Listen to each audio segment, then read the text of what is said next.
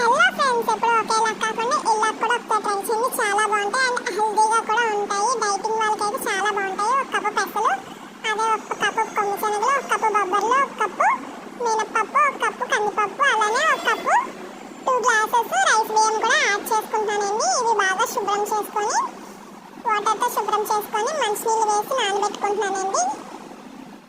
ఇప్పుడు మినపప్పుతో రుబ్బినట్లే కాదండి, ఇలా అన్ని పప్పులతో కూడా చేసుకోండి. చాలా బాగుంటుంది. ఒకసారి ఇలా కూడా ట్రై చేయండి.